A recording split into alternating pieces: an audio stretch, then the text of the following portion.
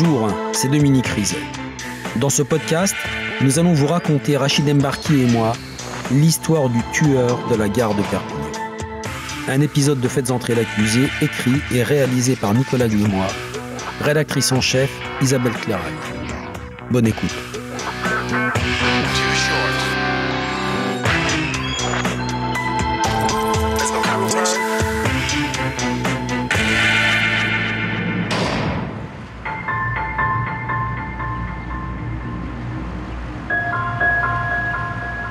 Vers 8h45, un riverain de la rue Ningesser-Écoli ouvre la fenêtre de sa chambre et il y a un terrain vague juste en face et il voit un corps.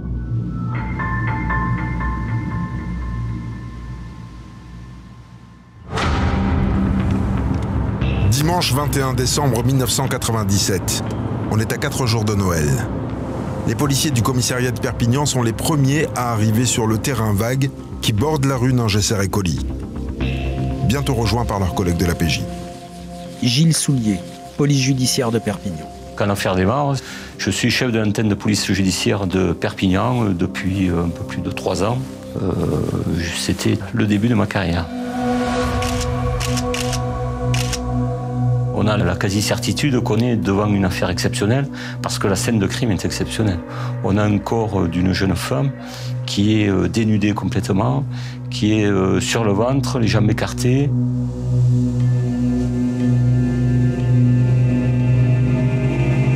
Manifestement des ablations importantes, des coups de couteau reçus sur le côté, presque exposés sur ce terrain vague. Donc oui, la scène de crime est exceptionnelle déjà.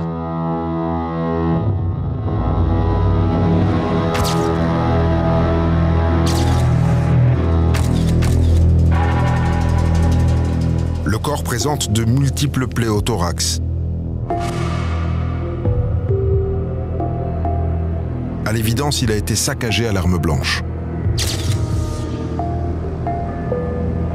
Les jambes portent des griffures et des ecchymoses. Les 2 seins ont été découpés. Au niveau du sexe, une plaie béante. Les parties génitales et anales ont disparu. Les policiers retournent le corps. Le visage est intact.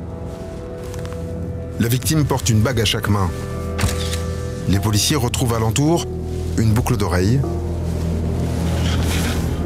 une écharpe noire et un tampon hygiénique dans une flaque de sang. Et c'est tout. Pas d'autres vêtements, pas de sac à main, pas de papier.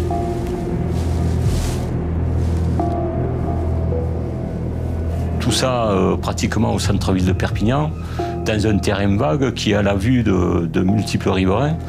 Est-ce que le meurtre s'est déroulé sur ce terrain vague ou est-ce que le corps a été amené sur ce terrain vague et que la jeune fille s'est faite tuer ailleurs?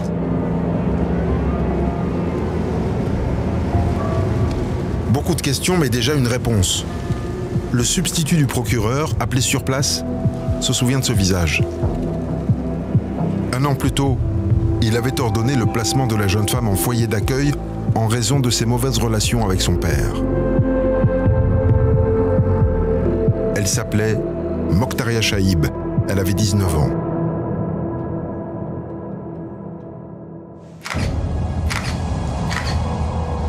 Les rigidités cadavériques laissent penser que le décès remonte à une 12aine d'heures.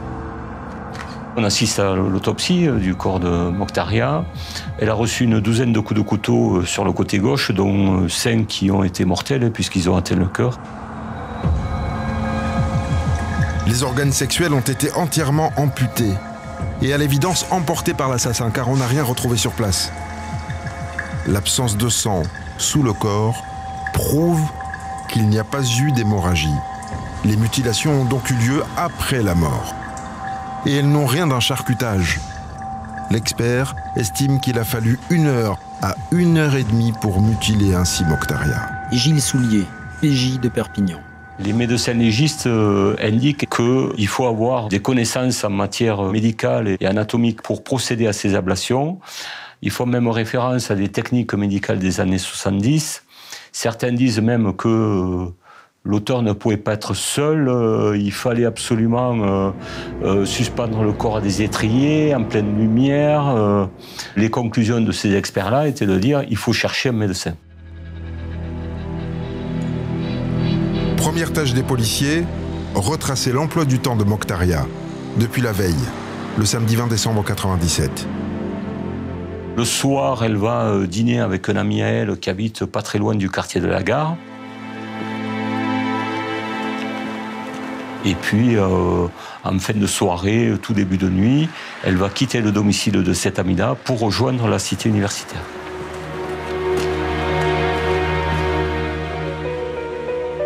Le copain est mis hors de cause. Pas de piste non plus du côté des amis de Mokhtaria, ni du côté de sa famille, avec laquelle les relations étaient peu harmonieuses, notamment avec son père, qui n'appréciait pas que sa fille aînée vive à l'européenne. Maître Étienne Nicolo, avocat des parties civiles. C'était une jeune fille qui avait eu une jeunesse assez difficile et qui venait d'avoir son émancipation. Elle était étudiante à la fac de Perpignan. Elle avait obtenu une chambre dans la cité universitaire qui lui permettait d'avoir son indépendance. Elle rêvait de devenir infirmière et ce soir-là, c'est parce qu'elle voulait rentrer chez elle qu'elle avait quitté la personne avec qui elle avait passé la soirée, qui était un ami, et qui lui avait dit « mais il est tard, reste dormir à la maison ». Elle avait dit « non, je vais rentrer chez moi ». Mokhtaria est partie à pied de chez son ami vers 22h30. Elle a remonté l'avenue qui mène à la gare. Puis logiquement a dû emprunter la rue Courteline, la rue Ribert, avant d'atteindre l'avenue Ningesser-Écoli qui mène à la cité universitaire. Tous les riverains et commerçants sur le trajet sont interrogés. Mais rien.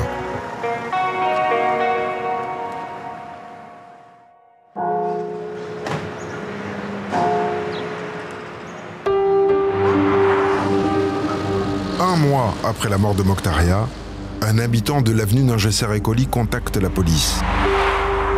Dans son jardin, à une centaine de mètres du terrain vague, il a trouvé, dans la haie, une chaussure de femme, à talons, pointure 40. Et ce riverain va percuter immédiatement avec l'affaire Mokhtaria.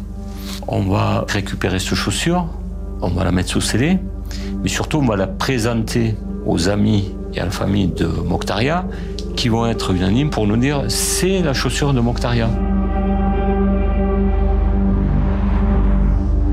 Les policiers inspectent alors tous les jardins de l'avenue et bingo. Dans le jardin d'une autre maison, sous une haie de laurier, le pied droit.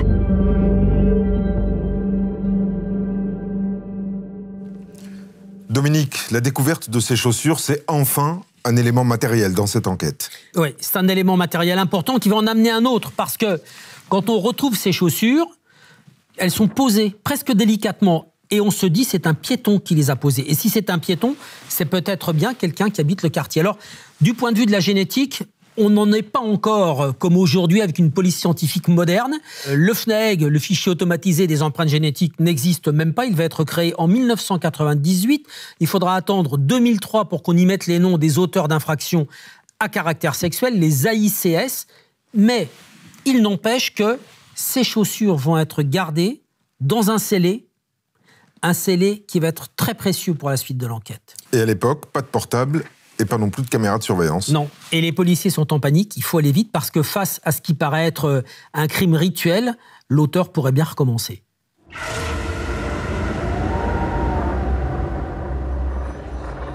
Corinne Saboureau, journaliste à La Dépêche, L'Indépendant. Dans ce début d'enquête, c'est un petit peu tout qui accentue l'émoi de la population à Perpignan et voire au-delà. Mokhtaria est très vite devenue, peut-être grâce à tout ça, en tout cas grâce à sa personnalité, elle est devenue un petit peu la fille de tous les gens de Perpignan. C'était la petite Mokhtaria. C'était très affectueux de la part de la population on parlait de Mokhta. Dès les premiers jours de l'année 98, une piste sort les policiers de l'impasse. Gilles Soulier, police judiciaire de Perpignan.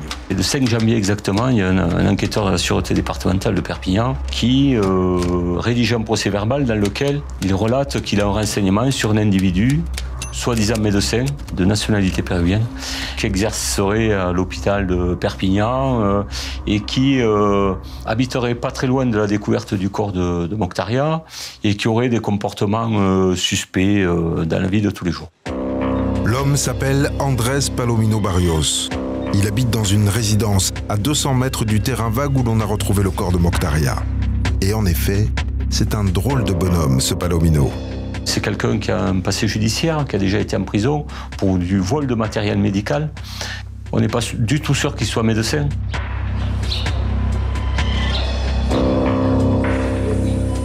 L'homme, âgé de 49 ans, est interne à l'hôpital de Perpignan, avec pour toute référence la photocopie d'un diplôme péruvien. Depuis son arrivée en France en 1980, Palomino Barrios écume les centres hospitaliers du Sud. À chaque fois, il se fait virer. Ses voisins le décrivent comme marginal, taciturne.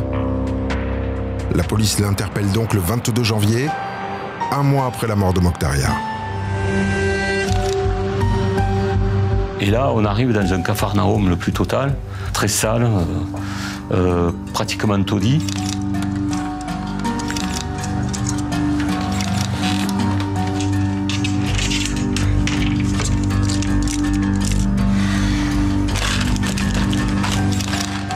Et donc là, on va évidemment essayer de retrouver un élément qui puisse nous relier à Mokhtaria. Malheureusement, on ne va rien trouver. En garde à vue, Palomino Barrios ne lâche rien. Il n'a jamais vu Mokhtaria et Jack l'Éventreur, c'est pas lui. La difficulté, c'est que l'intéressé, en fait, c'est un escroc. Et comme tous les escrocs, il ment. Et donc, il va nous mentir sur son emploi du temps, du week-end du 20 et 21 décembre, puisqu'il va dire que ce week-end-là, il est allé à Mataró, en Espagne, et qu'il a dormi dans sa voiture, alors que le dimanche matin, des voisins l'ont vu, arrivé avec son fourgon, et qui dégoulinait d'eau. En fait, il venait de laver son fourgon, le dimanche matin. Maître Michel Benamou Barrère, avocate d'Andrés Palomino Barrios. Et donc, on a analysé le fourgon, les affaires, pour se rendre compte qu'il n'y avait rien. Mais on était dans un système où, normalement, on est présumé innocent. Là, on est présumé coupable parce qu'on n'a pas le comportement adapté. Gilles Soulier, PJ de Perpignan. Il y avait deux écoles. Il y avait ceux qui étaient convaincus que c'était lui, mais ça reposait sur du feeling. Et puis ceux qui doutaient un peu plus de la culpabilité de Palomino Barrios parce qu'encore une fois, il n'y avait aucun élément matériel. Médecin de pacotille, escroc, propriétaire d'une camionnette qui a pu servir pour découper le corps de Mokhtaria, Andrés Palomino Barrios a beau crier à la machination, il fait un coupable idéal.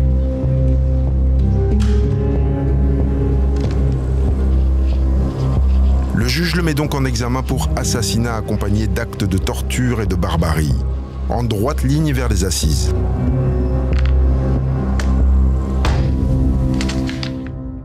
Attention, au passage d'un train.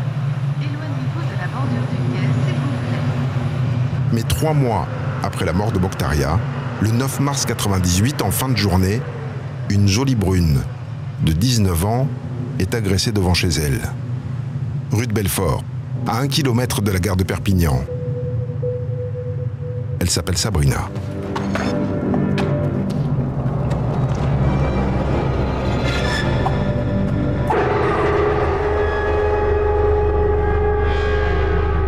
Marilyn Sandret, témoin de l'agression de Sabrina. Je m'affaire à préparer mon repas et puis j'entends des cris. Enfin, des cris, vraiment des hurlements que je qualifie souvent de bestiaux parce que c'était pour moi vraiment terrifiant.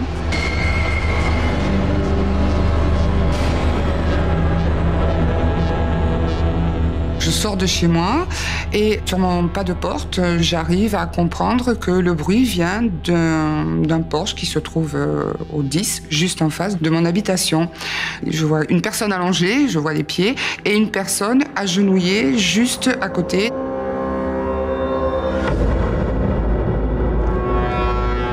Marilyn se précipite. L'agresseur se sauve en courant. Je vois qu'il a dans les mains un couteau, avec une lame quand même conséquente. Je réalise donc que ce ne sont pas des coups de poing, mais ce sont des coups de couteau. Parce que bon, il y avait du sang, évidemment, du sang partout. Hein. Du sang. Marilyn ne voit plus que ça et en oublie le visage de l'homme au couteau. À partir de ce moment-là, j'ai un blanc. J'ai été quand même choquée de cette scène hein, qui était vraiment horrible, quoi, terrifiante. Et le sentiment surtout que la personne qui justement était donc en train d'agresser la petite Sabrina était vraiment déterminée à la tuer.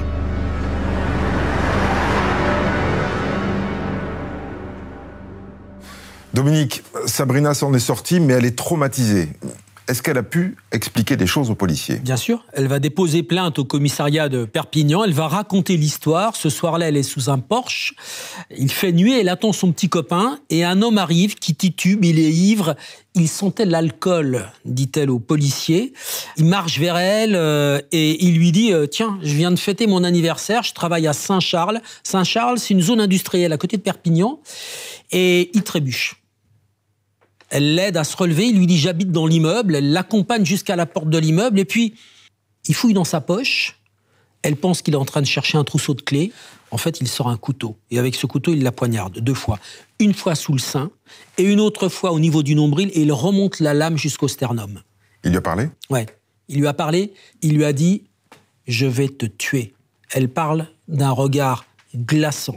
Elle a pu le décrire? Ouais, il est pas très grand, les cheveux châtains, peut avoir une 40aine d'années, il a des yeux bleus, et puis elle donne ce détail, il a les dents toutes abîmées, toutes carriées, il a les dents toutes noires. Une tentative de meurtre, au couteau, dans le quartier de la Gare, sur une jeune femme de 20 ans. 3 mois après le meurtre de Mokhtaria, ça devrait rappeler des choses aux policiers, non? Ça aurait dû, Rachid, mais ça va pas se passer comme ça. Cette affaire, l'agression de Sabrina, elle va être prise par la sécurité publique de Perpignan, commissariat de police. L'autre affaire, Mokhtaria, c'est la PJ, la police judiciaire de Perpignan, avec un juge d'instruction. En fait, dans l'affaire Sabrina, le parquet ne va pas ouvrir d'informations, donc encore moins prévenir le juge d'instruction qui travaille sur le dossier Mokhtaria. C'est un vrai raté entre les services de l'État. Et moins d'1 an plus tard, début 99, l'agression de Sabrina va être classée sans suite au motif que l'auteur est inconnu. Il va falloir attendre 15 ans pour que cette affaire ressorte. C'est un nouveau crime, 3 mois après l'agression de Sabrina, qui va réellement donner l'alerte. Le 26 juin 1998, en début de matinée, au sud de Perpignan, près de l'autoroute, dans une décharge sauvage, un chiffonnier a découvert, dissimulé sous un tapis et des cartons, un corps de femme en décomposition. Guy Armand, police judiciaire de Perpignan. Il me manque la tête, les poignets, elle a été éviscérée. La partie génitale et anale a été enlevée. Mais dans ce cas-là, les découpes sont complètement, radicalement différentes avec celles de Mokhtaria. C'est grossier. On dirait que le meurtrier s'est acharné sur le corps. Les nus est en position du fœtus. Un peu plus loin, d'ailleurs, on retrouvera un ceinturon dans un buisson.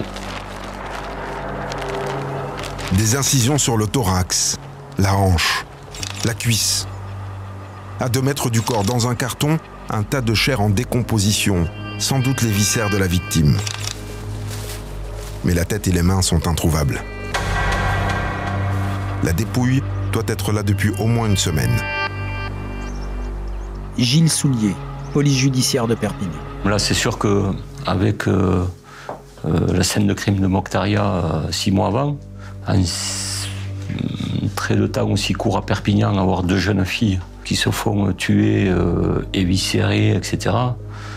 Là, on se dit, on est devant un gros problème.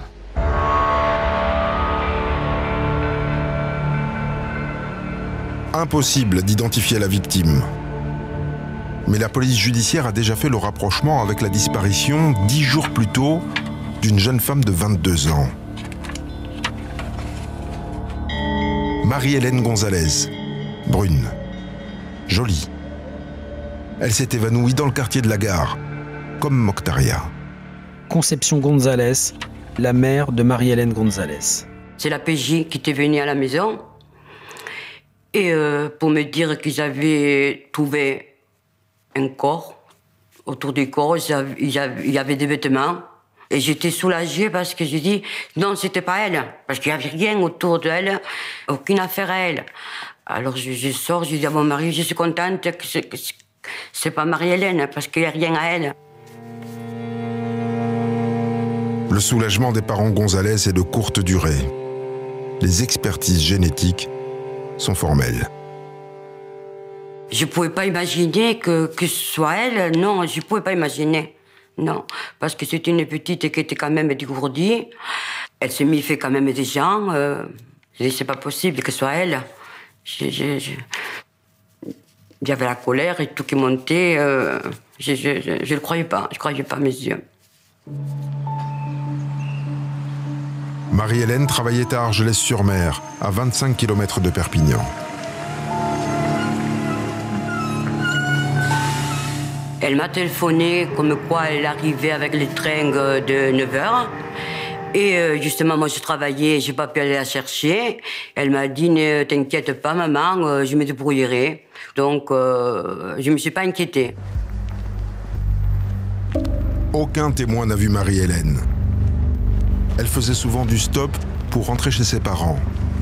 Sortie de la gare, rue Courteline, rue Ribert, jusqu'au carrefour du café Figuère, où les autostoppeurs ont l'habitude de lever le pouce. À partir de là, ça suffit pour emporter au sein de la police judiciaire à Perpignan notre conviction qu'on avait affaire au même tueur pour Mokhtaria et pour Marie-Hélène.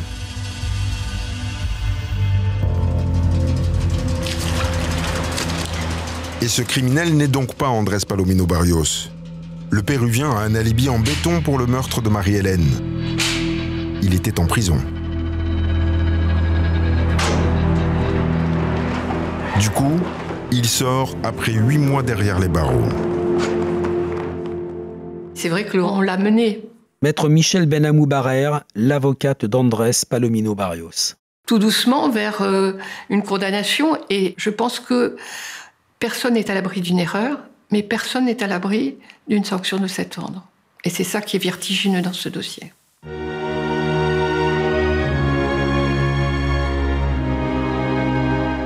Le parquet de Perpignan ouvre une information judiciaire contre X pour assassinat.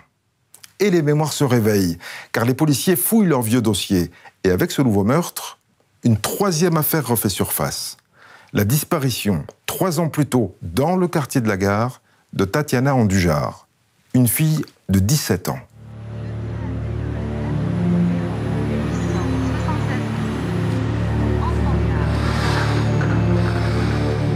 Tatiana s'est évaporée le 24 septembre 1995.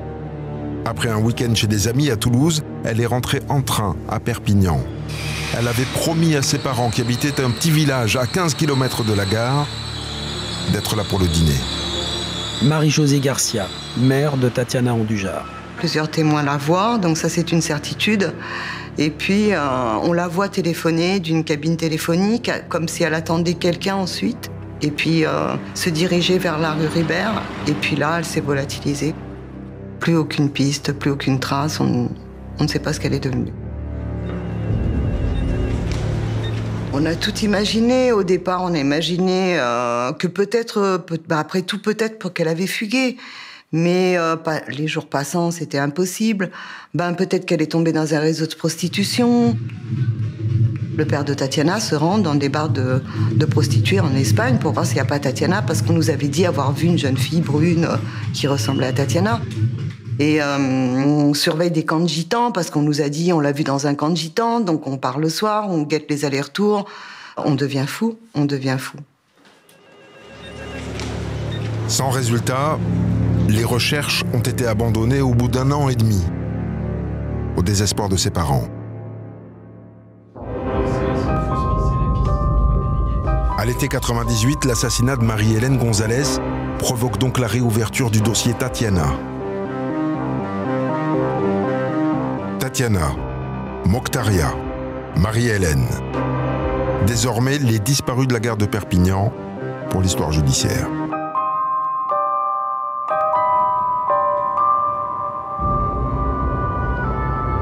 L'ombre d'un tueur en série se dessine au pied des Pyrénées. Thibaut Solano, auteur du livre Les Disparus.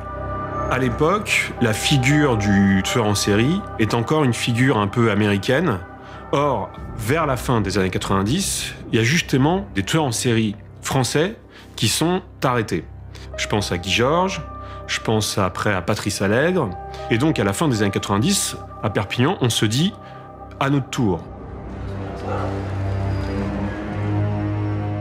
Corinne Saboureau, journaliste à La Dépêche, l'Indépendant. Les parents refusent de laisser sortir leurs enfants, y compris de 17-18 ans, les lycéens.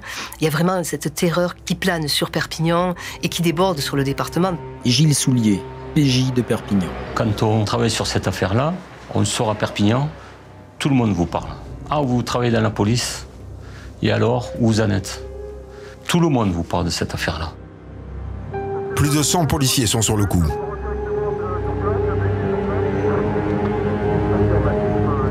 Le nœud du problème, c'était la gare de Perpignan. Et qu'est-ce qu'on a fait? On a ratissé ce quartier des jours, des semaines, des mois, à la recherche du moindre élément. Et là, évidemment, on nous a signalé tout un tas de farfelus, d'individus plus ou moins suspects. Guy Armand, police judiciaire de Perpignan. On est allé à l'hôpital psychiatrique local, voir tous les gens qui aient pu sortir à ce moment-là. On a également fait une chasse à l'homme, une chasse aux détraqués sexuels de la région, comme rarement ça a été fait. La PJ de Perpignan se transforme en fourmilière.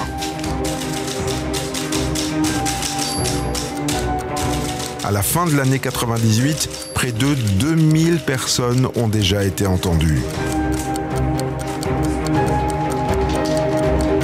50 placés en garde à vue.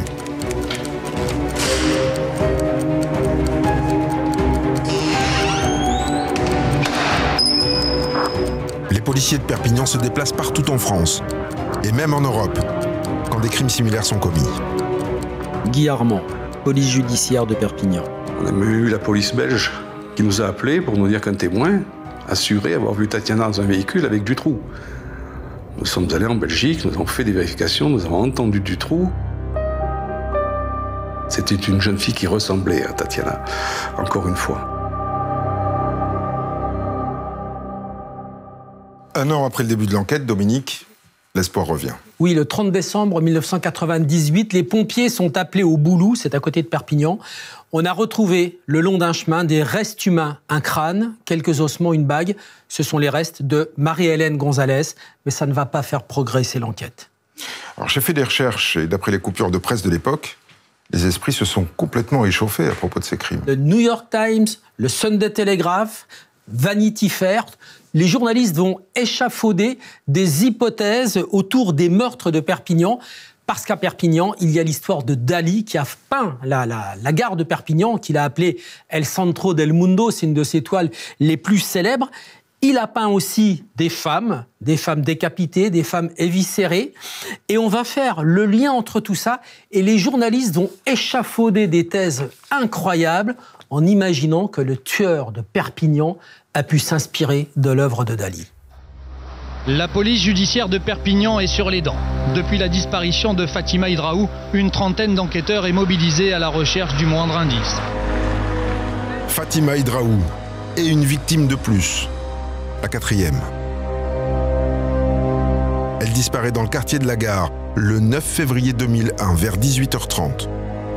23 ans, brune, jolie. Nous sommes persuadés que le tueur de la gare vient encore de frapper. Cette disparition soudaine plonge dans l'angoisse sa famille et la population perpignanaise avec. Pour nous, c'est la catastrophe, c'est l'échec ultime. Mais cette fois, la chance sourit aux policiers. Un témoignage les met sur la piste d'un patron de bar, Marc Delpech. 34 ans, marié, père de famille, pas de casier judiciaire. Et il passe tout de suite aux aveux.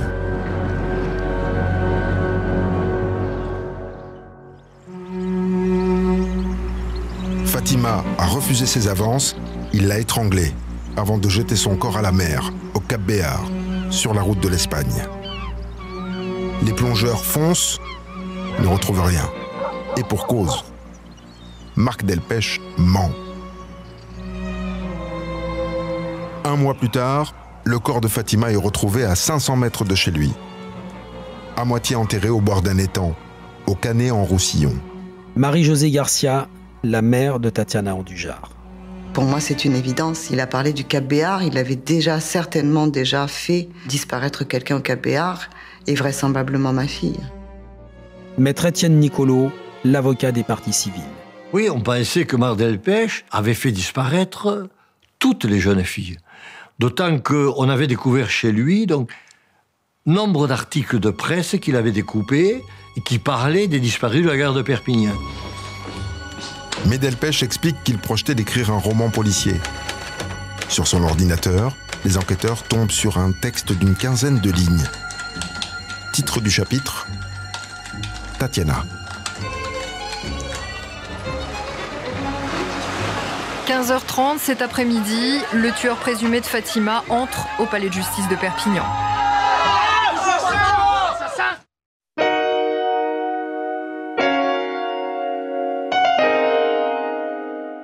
Dominique, il écrit quoi Marc Delpech dans son roman? Écoutez, j'ai ici un extrait du texte que la police judiciaire va trouver dans son ordinateur. Et vous allez voir que, vu le contexte, c'est extrêmement troublant. Le personnage du roman s'appelle Jack. Rue Courteline, les autostoppeuses se faisaient plus rares. Mais devant le café Figuère, une silhouette, grande, brune aux cheveux longs, 16-17 ans, une poitrine déjà formée, un jean moulant, ça correspondait aux exigences de Jack. On comprend que ça puisse troubler la police judiciaire. Et pourtant, Marc Delpech, c'est pas le tueur de la gare. Non, il a toujours nié et la police n'a jamais pu prouver que c'était lui. Delpech sera donc jugé seulement pour le meurtre de Fatima Hidraou. Juin 2004, 3 ans plus tard, l'ombre des disparus de Perpignan plane sur les assises et c'est sans doute pour ça qu'il a été aussi lourdement condamné, 30 ans avec 20 ans de sûreté.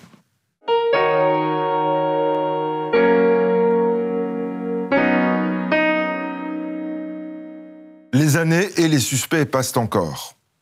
En 2006, tous les scellés des dossiers Mokhtaria et Marie-Hélène sont renvoyés en expertise génétique. Sans succès. 6 ans plus tard, en octobre 2013, un autre juge remet ça.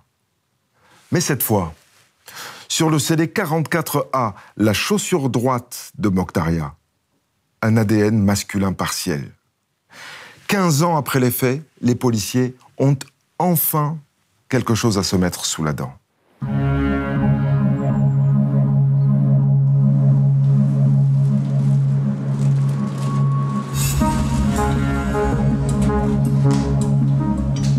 Un ADN partiel est trop incomplet pour être comparé aux 2 millions de profils recensés par le FNAEG, le Fichier national des empreintes génétiques. Mais il permet au moins de faire des comparaisons au cas par cas. Gilles Soulier, police judiciaire de Perpignan. On a comparé avec tous les suspects du dossier, Palomino Barrios, tous les individus qu'on était allés voir à gauche et à droite qui avaient trucidé le voisin ou l'épouse, etc., dans des conditions un peu similaires. Donc on a comparé tout ça et tout était négatif. Tous les types encore suspects sont écartés. C'est une avancée réelle. Mais cela n'apaise pas la souffrance des familles, rassemblées par le chagrin et la soif de vérité. Conception Gonzalez, la mère de Marie-Hélène Gonzalez. Parce que quelqu'un la connaît, si quelqu'un l'a vu quelque part, il y a quelqu'un qui doit savoir quelque chose. Ne nous laissez pas avec cette angoisse. Merci. C'est la maman de Marie-Hélène qui un jour vient frapper à ma porte. Marie-Josée Garcia, mère de Tatiana Andujar. Elle me dit, voilà, ma fille n'est plus là, mais on est là pour rechercher la vôtre. En fait, on vit avec un fantôme en permanence.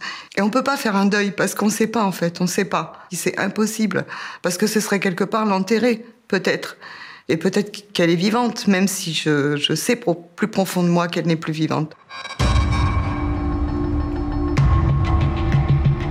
À l'été 2014, 2 nouvelles juges d'instruction, 2 de plus, héritent du dossier des filles de la gare.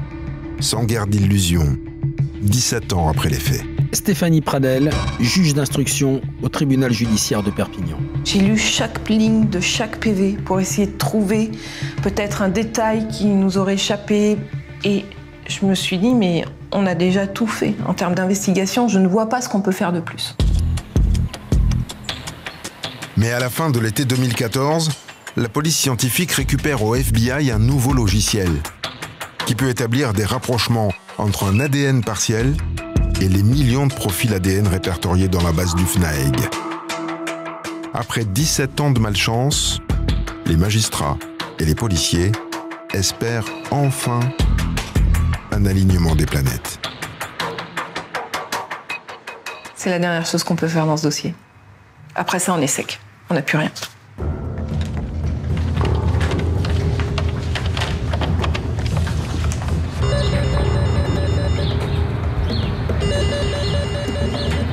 Et là, on a un coup de téléphone qui nous dit « On a un profil. C'est Jacques Rançon. »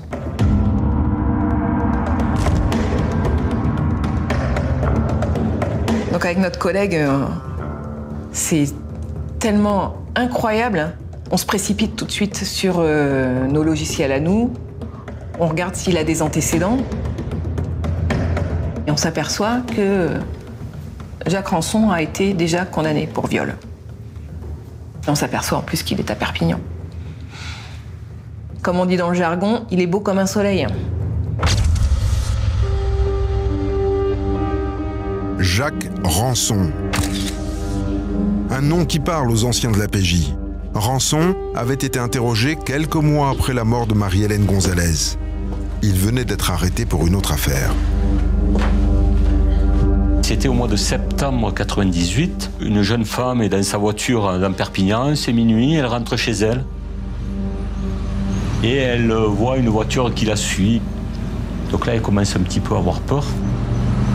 Et la voiture la double, lui fait une queue de poisson, l'oblige à se garer. Le conducteur se dirige alors vers elle, un couteau à la main.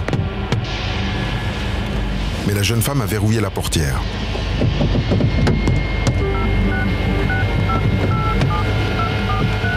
Elle téléphone à son père qui rapplique, qui fait fuir l'agresseur, mais relève le numéro de sa plaque d'immatriculation.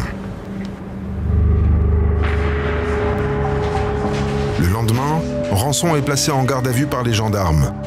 La PJ est alertée et vient l'interroger au sujet de Marie-Hélène Gonzalez. Je n'ai tué personne. Je ne connaissais pas Marie-Hélène Gonzalez. J'ai appris sa mort par ma femme et une copine à elle. Et ça n'ira pas plus loin. C'est évident qu'une fois qu'on a la solution dans une affaire, c'est très facile de refaire l'histoire et de dire « Ah, mais oui ». Mais malheureusement, on n'a pas d'éléments à lui mettre sous le nez pour voilà, arriver. Il nous faut des aveux dans des affaires comme ça. 17 ans plus tard, à la lecture du PV d'audition, les policiers relèvent que Jacques Rançon est arrivé à Perpignan en septembre 1997, quelques semaines avant la mort de Mokhtaria. Capitaine Vincent Delbreil de la police judiciaire de Perpignan. À cette époque-là, il demeurait dans une chambre hôtel du Berry, à Vue-la-Gare à Perpignan. Donc à 100 mètres de la gare, un hôtel qui est situé à quelques mètres de la rue Courteline, donc sur le parcours emprunté par nos victimes. Inter 13. Peut-être une nouvelle énigme judiciaire en passe d'être résolue grâce au progrès de la science. Depuis hier, un homme est en garde à vue à Perpignan, confondu grâce à son ADN retrouvé sur une des victimes. Les enquêteurs se demandent s'il ne serait pas impliqué dans plusieurs affaires.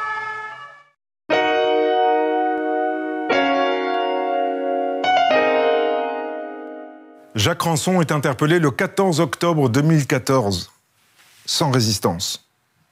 Il est placé en garde à vue pour le meurtre de Mokhtaria Chaïb, le seul crime pour lequel les policiers ont son ADN. Mais ça, ils ne lui disent pas encore. Il commence en douceur. Capitaine Vincent Delbray, de la police judiciaire de Perpignan. Effectivement, c'est un gars qui vit dans une chambre, dans un foyer, avec très peu de revenus, puisqu'il ne travaille pas, il est sorti de prison depuis peu, il vit surtout des aides sociales, quoi.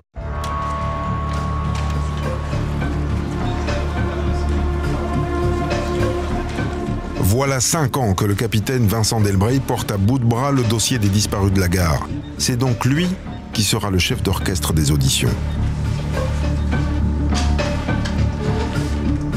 Quand on le voit la première fois, il donne l'impression d'un homme comme les autres, d'ailleurs comme beaucoup de meurtriers. Quand on les voit comme ça, jamais on devine que c'en est un. Pour Gilles Soulier, désormais patron de la PJ régionale, c'est l'affaire de sa vie qui touche peut-être à sa fin. Gilles Soulier, PJ de Perpignan. Alors évidemment, ça fait 17 ans qu'on l'attend. Donc c'est sûr que émotionnellement, c'est un moment qui est quand même important. Et là, on s'aperçoit que c'est quelqu'un sous ses aspects un peu rustres, etc., mais qui répond parfaitement aux questions. Quand on lui parle des choses qui ne gênent pas.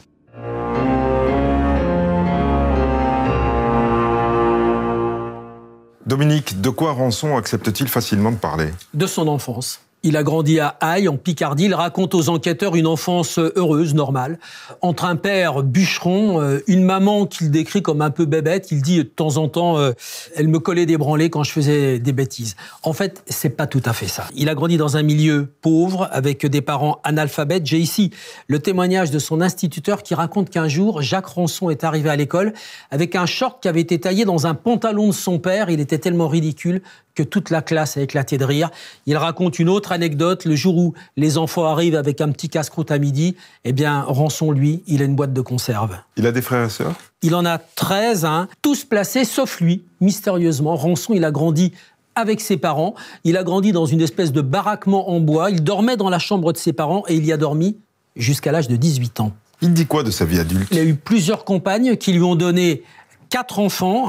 Sa dernière femme, Lolita, avait 16 ans quand il l'a rencontrée. Lui, il en avait 44. La juge dit qu'il est beau comme un soleil quand elle découvre son casier. Il y a quoi dedans? Il y a une lumière pour la police, enfin. Regardez bien, Rachid. 1992, viol d'une jeune femme dans la Somme. Il prend 5 ans. Il ressort en septembre 1997. Il va s'installer à Perpignan. 1 an après, septembre 98, nouvelle arrestation, c'est l'histoire de la jeune automobiliste qu'il a agressée. Il va faire 9 mois de prison et il ressort ici en juin 1999. Il retourne dans la Somme, il ne va pas rester tranquille longtemps. 2 mois seulement après, il tente d'étrangler une femme de 23 ans. Elle reprend connaissance au moment où il charge son corps dans le coffre de sa voiture. Nouvelle condamnation, 5 ans de prison. Il ressort en janvier 2003 et à sa sortie, il s'installe à Perpignan. Et c'est là qu'il rencontre Lolita. Pendant 8 ans, il n'y a rien à signaler. Mais le naturel revient au galop quand Lolita le quitte en 2012. Il la harcèle, il la menace de mort, il est arrêté, il est condamné. Cette fois-ci, on prend son ADN et son ADN est versé au fichier. Interrogé sur les viols et les agressions sexuelles qu'il a commis dans sa jeunesse, Rançon répond donc sans ambages. Ce qu'il en ressort, c'est quand même à chaque fois, c'est qu'il menace ses victimes avec un couteau en les voyant par hasard. Et en fait, il a envie d'elles, ce qu'il nous dit. Donc il a une pulsion, elle nous parle de pulsion, et qu'il a envie de leur faire l'amour, comme il dit. Pourquoi un couteau? Pour me sentir plus fort, faire peur. Son type de femme? Toutes. Avec des gros nichons, plutôt jeunes. Mais Rançon concède que les rencontres sont rares. Il ne sait pas aborder les femmes. Quand on est arrivé à la 4e audition, quand on lui a parlé de Mokhtaria, il dit oui, je me rappelle cette affaire, dans le journal, il y avait sa photo, etc. Bon. Rançon le jure sur la tête de ses enfants. Il n'a jamais rencontré Mokhtaria. Alors son ADN sur sa chaussure, il comprend pas. Maître Xavier Caplet, avocat de Jacques Rançon. Là, je vois Jacques Rançon beaucoup plus sur la défensive, un peu mis en défaut, il sait pas trop quoi répondre. Et on sent les enquêteurs, bon, la pression monte, hein. Le ton change, mais il reste sur ses positions. Il n'était pas là, il n'est pas concerné, il n'a jamais vu cette fille. Voilà plus de 30 heures que Jacques Rançon est en garde à vue, et toujours pas d'aveu. Alors les policiers tentent un coup. Ils l'emmènent dans le quartier de la Gare, et notamment rue Ningesser-Écoli, où l'on a retrouvé le corps de Mokhtaria. Pour être honnête, Rançon, sur place, il reste impassible. Il dit non, truc. Et quand on rentre au service, on est un peu pessimiste sur les dernières heures, puisque la garde à vue se terminait le lendemain à midi. Et donc je rentre chez moi, avec un rendez-vous pris pour le lendemain matin, et je vais être rappelé assez rapidement pour revenir à la PJ. Bon, on l'avait mis au repos, mais on l'avait autorisé à fumer. Certains enquêteurs sont allés fumer avec lui, l'ont accompagné, ce qui est classique, hein. Et c'est une enquêtrice, hein. C'était la seule femme d'ailleurs de l'équipe à cette époque-là, qui au détour d'une conversation, alors en lui parlant de ses enfants, en lui parlant de que sais-je, en tout cas va l'amener à infléchir sa position et à reconnaître les faits. Jacques Rançon a craqué. Enfin.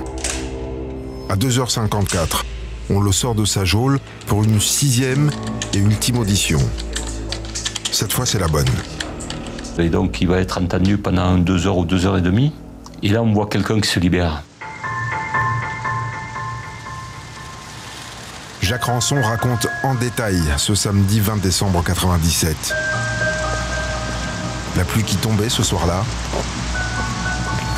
Le blouson en cuir marron de Mokhtaria. Il nous dit qu'en fait, il se promenait sur ce boulevard. Il redescendait en fait depuis le haut et sur le trottoir opposé, au niveau du terrain vague, il voit arriver donc cette jeune fille.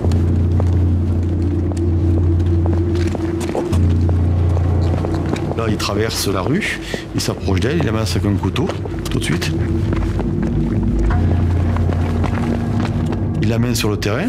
Là, sous la menace du couteau, il l'oblige à se déshabiller et il commence à vouloir la violer. Stéphanie Pradel, juge d'instruction au tribunal judiciaire de Perpignan. Il va la tuer parce qu'elle crie. Et elle dit « je vais appeler la police », elle se débat. Et donc il dit elle reculait sur les coudes et donc du coup il n'a pas réussi à la violer. Il a tenté mais il n'a pas réussi à la violer. Il va la tuer parce que justement elle ne se laisse pas faire. Jacques Rançon explique qu'il a mutilé Mokhtaria sur place, avec son couteau à lame repliable, à la lueur de la pleine lune. Pour pas qu'on retrouve mon ADN, j'ai mis ce que j'avais découpé dans un sac plastique. C'est une explication, je pense, entre guillemets, de confort. Ça permet de donner une utilité, en fait, à l'acte. Encore une fois, il n'est pas parti avec un bras ou un pied, hein. C'est quand même des zones sexuées. Elles sont pas, les endroits choisis ne sont pas neutres. Et il y a certainement un plaisir sous-jacent à ces découpes. Le sac dans une main, les chaussures de Mokhtaria dans l'autre, Jacques Rançon a quitté le terrain vague. Le sac, il l'aurait jeté dans une bouche d'égout derrière la gare. Avant de rentrer, sans paniquer, sans croiser personne, dans sa chambre d'hôtel. C'est tombé sur Mokhtaria Chahim, ça aurait pu tomber sur une autre. C'est un opportuniste. Laure Moisset, journaliste, La Dépêche, L'Indépendant. Nous, on reste glacés quand on le voit parce qu'on se dit mais c'est pas possible, c'est pas lui. Et on est effrayé parce qu'on se dit, première chose, qu'en fait il était là, tout ce temps, il vivait à Perpignan, dans un secteur pas très éloigné de la gare, et que en fait on l'avait sous la main. Et puis il ne correspond pas du tout au profil que l'on avait imaginé. Bon, Bonsoir et bienvenue à tous. L'affaire des disparus de Perpignan, l'homme placé en garde à vue depuis avant-hier a avoué le meurtre d'une des jeunes femmes commis en 1997. Gilles Soulier, police judiciaire de Perpignan. C'est un dossier qui me tenait particulièrement à cœur. Et puis évidemment, quand on reçoit les familles régulièrement au service et que malheureusement au bout d'un certain temps on n'a plus grand chose à leur dire, je vous garantis que ce sont de longs moments de solitude.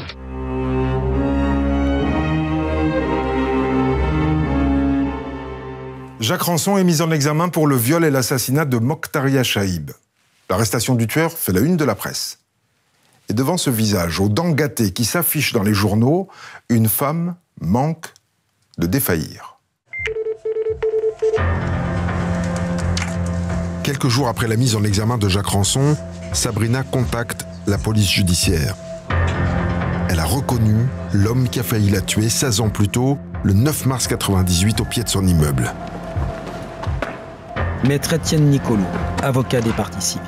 Elle dit, mais je suis sûr que c'est lui, celui qui, ce soir-là, m'a ouvert le ventre depuis le pubis jusqu'au sternum, en me disant qu'il allait m'égorger. Mais c'est lui, c'est sûr. Capitaine Vincent Delbreil, de la police judiciaire de Perpignan. Alors là, on était un petit peu surpris parce que cette affaire-là, j'ai eu connaissance. Cette affaire-là a été traitée par le commissariat qui a transmis une vaine recherche au parquet quelques mois après et l'affaire a été classée. Gilles Soulier, PJ de Perpignan. La difficulté, c'est qu'à l'époque, la police judiciaire n'est pas informée de cette affaire-là parce qu'à l'époque, il n'y a pas d'affaire de filet à la gare au mois de mars, puisqu'on est entre Mokhtaria et Marie-Hélène. Et je rappelle que dans Mokhtaria, toutes les investigations se dirigent sur Palomino Barrios. Donc il n'y a pas de raison de s'intéresser à quelqu'un d'autre. Sabrina raconte. L'homme ivre sous le porche de son immeuble. Les coups de couteau. La mort si proche. Le traumatisme. Inaltérable. Stéphanie Pradel, juge d'instruction au tribunal judiciaire de Perpignan. Elle dit des choses incroyables, c'est-à-dire que ensuite elle est devenue maman. Elle avait une cicatrice au niveau de l'abdomen extrêmement importante et quand elle était enceinte, elle avait peur que la cicatrice lâche et c'était son angoisse pendant ses grossesses. On aurait pu, à ce moment-là, arrêter Jacques Ranson. Lorsqu'il agresse Sabrina, il lui dit « Je viens de fêter mon anniversaire aujourd'hui avec des amis à Saint-Charles où je travaille. » Donc on aurait pu, par une simple recherche, en se rendant à Saint-Charles, savoir qui avait fêté son anniversaire ce jour-là. Et aussi constater que Jacques Ranson n'habitait qu'à quelques dizaines de mètres de Sabrina. Terrible raté.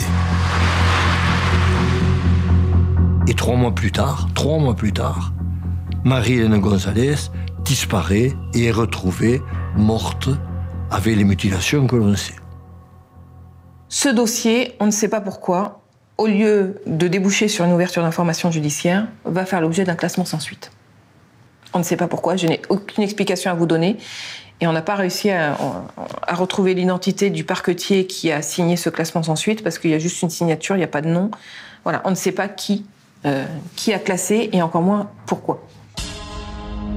Quelques semaines plus tard, Sabrina désigne Jacques Ranson au milieu d'une planche photo, sans la moindre hésitation.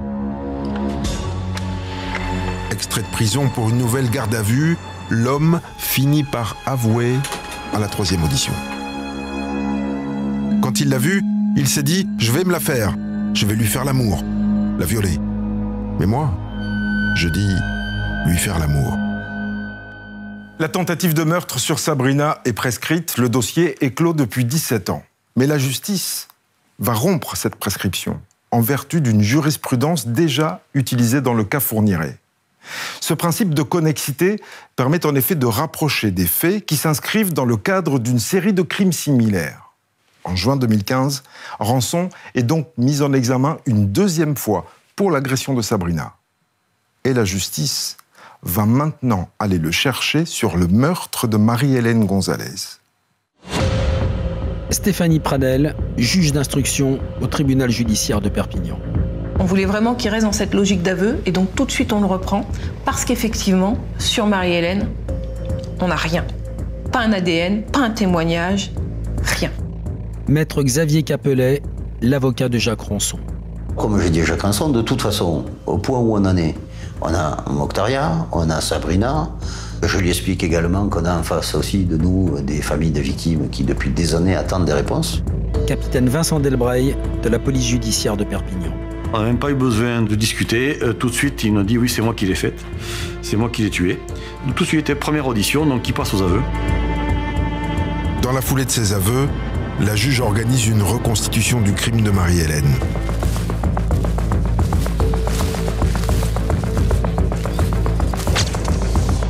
Maître Étienne Nicolo, l'avocat des parties civiles.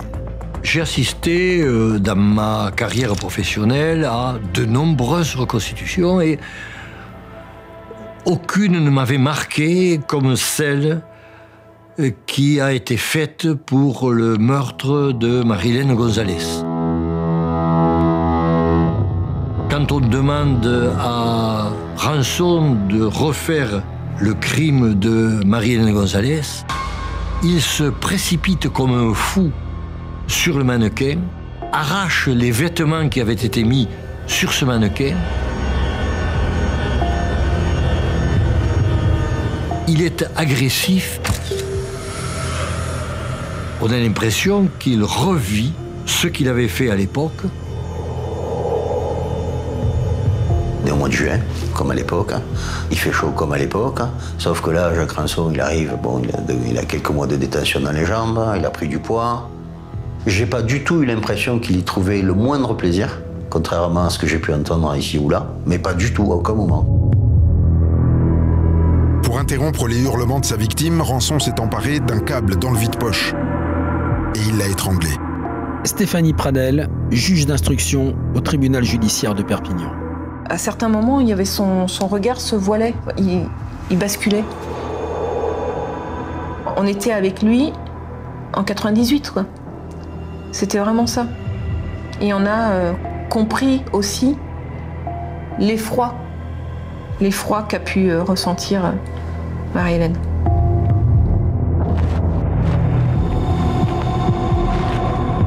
Rançon sort alors le corps de la voiture pour le découper à la lumière de la lune et du plafonnier.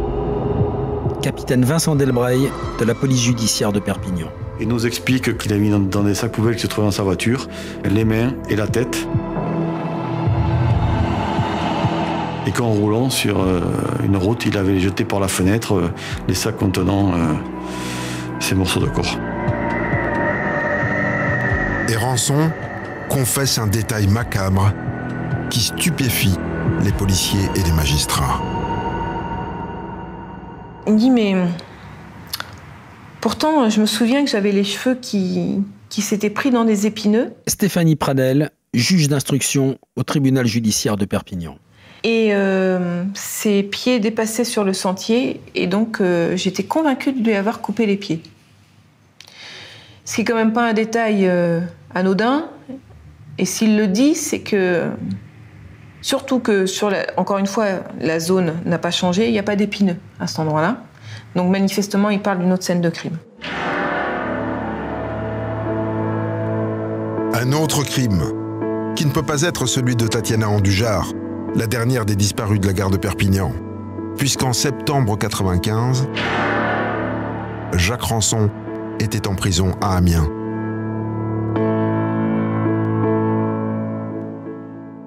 Pour Mokhtaria et pour Marie-Hélène. Marie-Josée Garcia, la mère de Tatiana Andujar. C'était un sentiment de satisfaction totale pour la famille, les familles des victimes. Et en même temps, j'ai eu un moment égoïstement de me dire mince, je vais être toute seule maintenant. Voilà, il ne reste plus que Tatiana.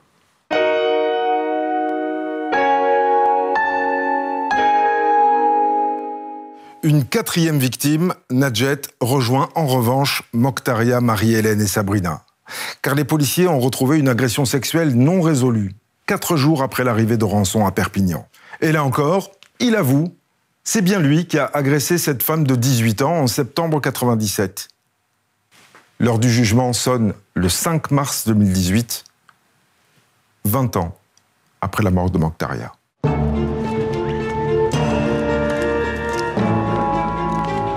La foule se presse au procès de Jacques Rançon. La cour d'assises de Perpignan a été spécialement réaménagée pour l'occasion. Tout le monde veut voir le monstre.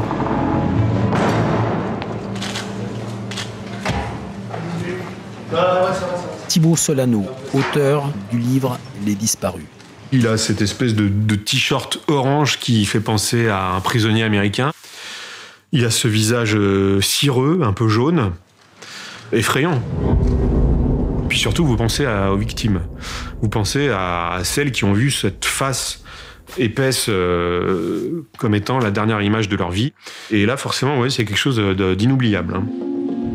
À quelques mois de la retraite, l'avocat Étienne Nicolo va pouvoir porter, in extremis, la parole de toutes les victimes. Maître Étienne Nicolo, avocat des parties civiles. Pendant 20 ans, je me suis battu aux côtés des familles pour que l'on sache la vérité. On y est arrivé. On y est arrivé. Le seul regret que j'ai aujourd'hui, c'est qu'on n'ait toujours pas découvert ce qui est arrivé à Tatiana Andujar. Marie-Josée Garcia, mère de Tatiana Andujar. C'était très important pour moi d'être à ce procès. Marie-Hélène, c'était un peu ma deuxième fille. C'était terrible pour sa famille. Donc je ne pouvais pas ne pas être là. Mais ça a été le procès de l'horreur. Vraiment, ça a été le procès de l'horreur. Dans le box, celui qui se décrit comme malade fait pâle figure. Dans 4 jours, l'accusé fêtera ses 58 ans. Il apparaît ravagé après ses 3 ans et demi de détention. Thibaut Solano, auteur de Les Disparus. Quand il prend la parole, quand vous entendez sa voix, un peu éteinte, un peu cet accent picard, vous êtes pendu à ses lèvres, quoi. C'est-à-dire, vous attendez de voir ce qu'il va dire, et il dit que des banalités, quoi. Maître Gérald de Brivet-Gallo, avocat de Jacques Rançon. Le mystère Jacques Rançon demeure, effectivement. Et c'était l'objectif aussi de cette cour d'assises, que de pouvoir approcher ce mystère. Et je crains que nous soyons encore sur notre fin. La psyché de Jacques Rançon reste un angle mort, dont les experts psychologues et psychiatres ont pu éclairer certains recoins. Docteur Daniel Cani, expert psychologue. Jacques Rançon, c'est un psychopathe. Voilà, un vrai de vrai. Sans où on a une absence totale de culpabilité, une banalisation des actes, une impulsivité terrible, une répétition des actes, et une absence totale d'empathie pour le mal qu'il a pu faire. L'instruction a montré qu'il avait commis sa première agression sexuelle à l'âge de 16 ans. Une fille de la Somme qu'il a essayé d'étrangler. Une affaire restée sans suite. Mais c'est sans doute dans les tréfonds de son adolescence que réside une partie du mystère. Les filles ne voulaient pas jouer avec moi parce que j'étais le petit malheureux du village. J'étais donc pauvre, pas aimable, pas beau. Et donc, je vais essayer de voir si une fille veut bien jouer avec moi. Elle est là, la quête de Rançon. C'est une quête impérieuse. Jamais le mot viol n'est prononcé chez lui. Donc, soit elle me laisse lui faire l'amour, soit elle se refuse. Et à ce moment-là, elle me renvoie au pauvre petit malheureux que j'ai toujours été. Et la blessure narcissique est tellement insupportable que je vais la tuer pour effacer ce regard dépréciatif. Et ces découpes, ces mutilations post-mortem. Je pense qu'il est parti avec ce que moi j'ai appelé des trophées. C'est-à-dire que je n'ai pas pu me rendre maître de cette femme, donc je pars avec ses attributs sexuels, ce qui est une autre façon de la posséder. La cour ! Les jours d'audience s'écoulent. Et au fil du procès ressurgit la mémoire de toutes les victimes, superbes, dans leurs 20 ans. Maître Étienne Nicolo, l'avocat des parties civiles. Il y a des moments dramatiques lorsque défilent sur l'écran les photos de ces jeunes femmes pleines de vie qui montrent ce qui est parti, ce qui a disparu. Maître Gérald Brivet-Gallo, l'avocat de Jacques Ranson. Je me souviens d'un moment particulièrement troublant et émouvant. C'était un petit film qui avait été fait lors d'une fête où Mokhtaria a participé. Et la première scène, c'est cette image de dos et elle se retourne. Et là, effectivement, il y a un frisson qui parcourt la salle parce qu'elle nous regarde. Et je demandais à Jacques Ranson, je dis, regardez-la, elle nous regarde. Qu'avez-vous à lui dire? Maladroitement, il a dit que ça lui déchirait les entrailles. C'est pas vraiment la réponse que j'attendais.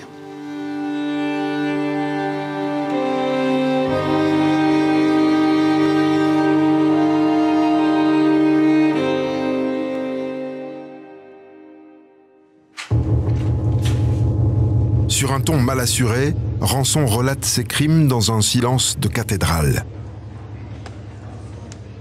Et face au regard absent de l'accusé, la haine et la colère explosent.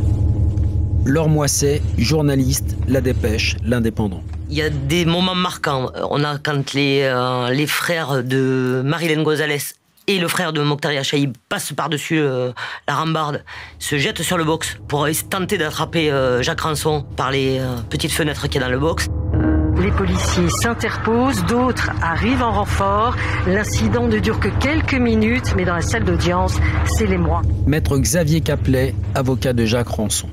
Quand on a des parties civiles qui viennent s'en prendre physiquement à un accusé dans son box et que strictement personne ne réagit, et notamment pas le président de la cour d'assises. Voilà, on n'est pas au cirque, on n'est pas, c'est pas un pugilat, on est devant une cour d'assises, on est censé rendre la justice, et c'est pas comme ça que ça fonctionne. Et puis vient le moment où Sabrina monte à la barre, la victime oubliée.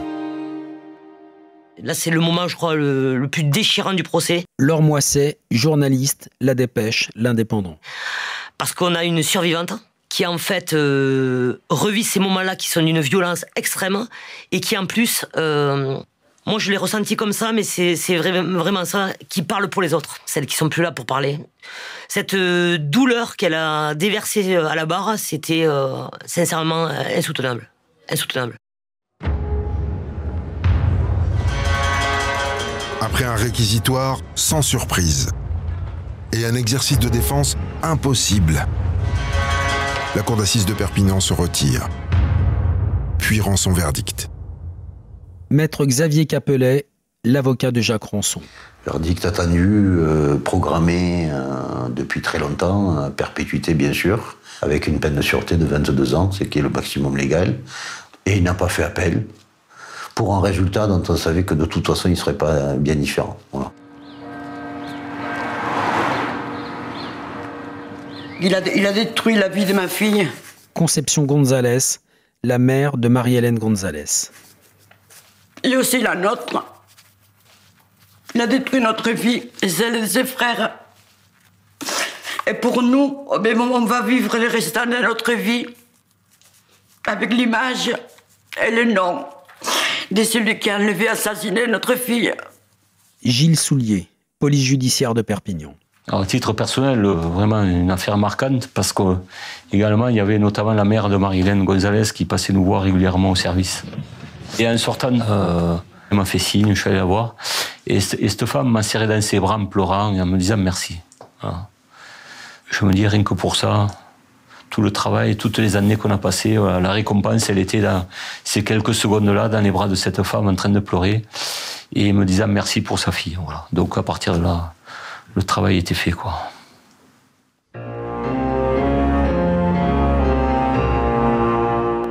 La perpétuité. Mais le parcours judiciaire n'est pas terminé pour Ranson. Lui aussi, il a un chiffre noir. Ouais. Dans le jargon des criminologues, le chiffre noir, ce sont les crimes qui ont échappé à la police. Et quand on connaît Jacques Ranson, son mode opératoire, la fréquence de ses attaques, on est en droit de se poser des questions. Je vous rappelle qu'entre sa sortie de prison en 1997 et son arrestation un an plus tard, il attaque tous les 3 mois. Mokhtaria, Sabrina, Marie-Hélène Gonzalez, plus cette femme qu'il a agressée dans sa voiture. Et dès sa sortie de prison, il revient dans la Somme où il tente d'étrangler une jeune femme après seulement 2 mois de liberté. Et il se réinstalle à Perpignan en 2005. Et là, plus rien. Alors, Jacques Ranson explique que s'il n'avait pas rencontré Lolita, avec laquelle il a vécu pendant 8 ans, c'est sa phrase, « Dieu sait s'il n'y aurait pas pu y avoir d'autres meurtres ». Et avant le premier viol en 92 ? 2 avocats spécialisés dans les affaires de cold case, Didier Seban et Corinne Herman, vont travailler sur des dossiers anciens, dont un meurtre et un viol en 1986 dans la Somme d'une jeune femme qui s'appelait Isabelle Ménage. Et la justice a accepté de rouvrir le dossier ? Oui, bien sûr. Le corps d'Isabelle Ménage a été exhumé. L'Institut de recherche criminelle de la Gendarmerie nationale a procédé à une autopsie et a observé des mutilations génitales sur son corps qui pourraient être la signature de Jacques Ranson. Jacques Ranson a été entendu. Il dit que c'est son premier crime. Il a avoué le viol et le meurtre d'Isabelle Ménage avant de se rétracter. En juin 2019, il était mis en examen pour ces 2 crimes, viol et meurtre, et il devra en répondre devant une cour d'assises.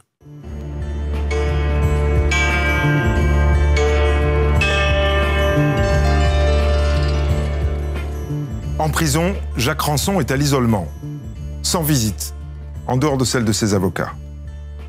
Il dit parfois qu'il aimerait revoir Perpignan, mais c'est plutôt la cour d'assises qu'il devrait revoir encore.